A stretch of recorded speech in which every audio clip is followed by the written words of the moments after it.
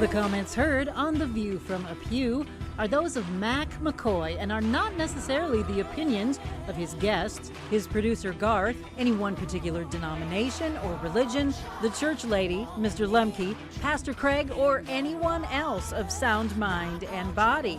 Now, here is today's The View from a Pew, heard all around the world on YouTube. Just search for The View from a Pew.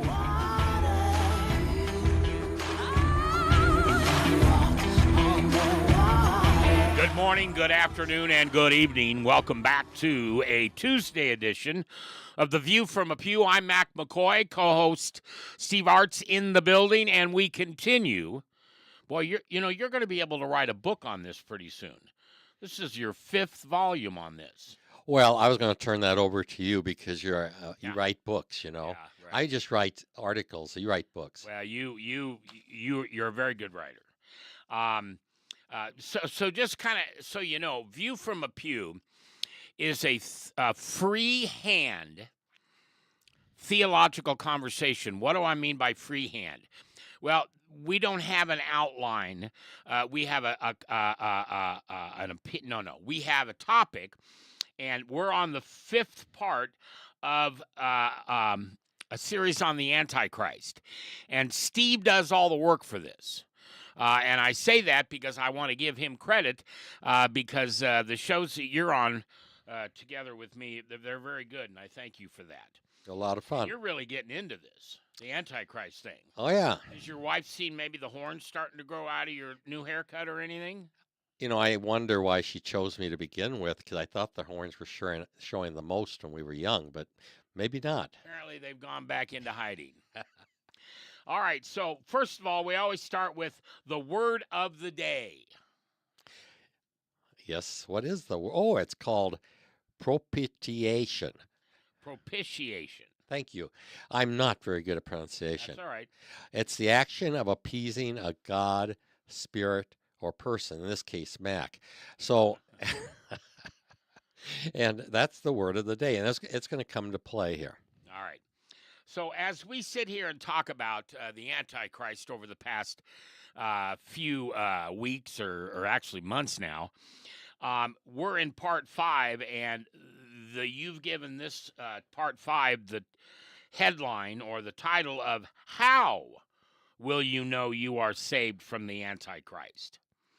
How will you know? Now, I'm assuming we're going to talk about auditory and visual, but are there any credible voices speaking out today in the marketplace? You went all the way back to the mid-1800s with some of your writings. Yeah, it's really interesting today because what we're going to find is there's people talking now that seem to have either come to the same conclusions or they have read some of these previous writers, okay? Okay. So one of the guys that comes to mind is a really prominent guy. He's an investor, Silicon Valley type entrepreneur, hedge fund manager, and he's the co-founder along with Elon Musk of PayPal. Oh. And he also founded Palantir Technologies. Okay. And his name is Peter Thiel. Peter Thiel. Thiel. Yeah, and he has been talking about the Antichrist, and it's pretty interesting because he has no real. His whole business is business.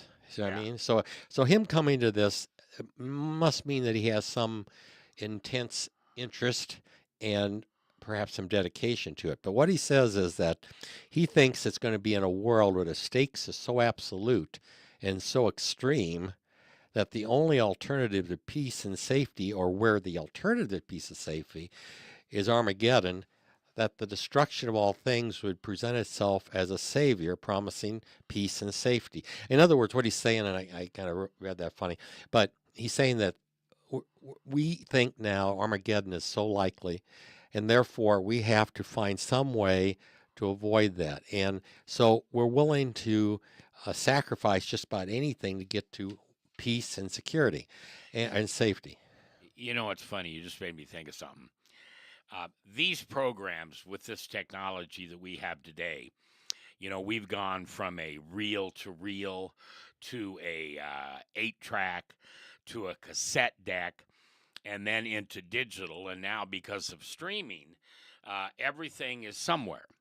Right. It used to be in radio when I got off the air and I made a mistake or something, I'd say, well, that's gone. Nobody's going to hear that again. Somebody someday is going to sit here and listen to this program. By the way, it's the 10th of February in the year, Lord's year 2026. They're going to hear this and they're going to say, look at those old guys back in 26. They thought we were right around the corner from Armageddon. And it'll be like 3026. Well, I have manual typewriters at home that, and guys are in college, you would understand this, but every time I would type an error, Yeah. I had to go and correct it. Yeah. And and you had to start over. If you goofed up everything, you had to start the whole page over. Did you have the little white tape or do you have the brush on?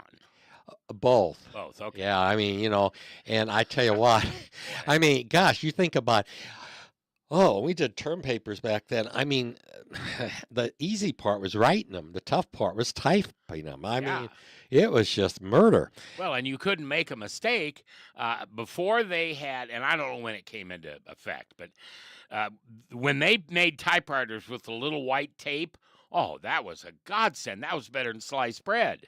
Because before that, you had to kind of paint it over the letter. The one I had problems with, the women are just, I took typing in the summer. I did it in high school. I thought, well, I could avoid taking a whole year. Well, I found out after watching the women typing circles around me. I mean, it was so embarrassing. Oh, yeah. Oh, my. And so then I took a whole year, which was the best thing I ever did in my life. And so I got to type pretty well. But the point is, when they came out with the Selectric by IBM, Okay, there was that little ball. Yep. Oh, now for a good typist, that was a wonder. Oh, yeah. Ba, ba, ba, ba, ba, Yeah, ba. but if somebody could drag your fingers a little bit, in other words, manual, I wouldn't do that. Yeah. On that sucker, it'd take off like a jet engine, and I'd be, How oh, many words a minute do you type? Do you know? yes. Well, I shouldn't say I know today, but with correction, in other words, you subtract so much, and Yeah. I would type around 45. Is that good? In the world of men, it's not bad. Okay. I mean, let me put it this way: people that are legal typists and such, they can do 200. Oh, my God. Yeah, 100 can be, but for guys, well, really, the best I knew of guys as far as manual was about 60. Okay. So if you ranked me there, that's kind of it, because you have to factor in. You have to factor in so many words that you subtract for every error. That's how that's done. Okay, It's we don't correction like factor. All right, so now we talk about the fact that there are other credible voices out today, and you've mentioned this guy, Peter Thiel, who's an entrepreneur alongside, well, probably not alongside, but he has a couple of companies that he runs for Elon Musk. Now, in the world, it would mimic Christian ideas when it started out talking about Antichrist, but ultimately what? Well, they're going to mimic Christian ideals, but the objective will be to oppose them. And basically, that's going to come through excessive control, through some kind of government. And he makes comment about communism, like communism, which you remember when we talked about this with in the past here. Yeah. Every one of them talks about communism as a bad religion, as an anti-religion. And Yeah. And I think the reason for that is it's because it's such a universal idealism, and because of that, it has had a broad appeal to dictator-type minds. Well, and now let me make sure I get this right, because you're not saying that communism is a religion. You're saying that it's anti-religion. It's being treated, it has the same flavor to those that appeal to ideals as religion.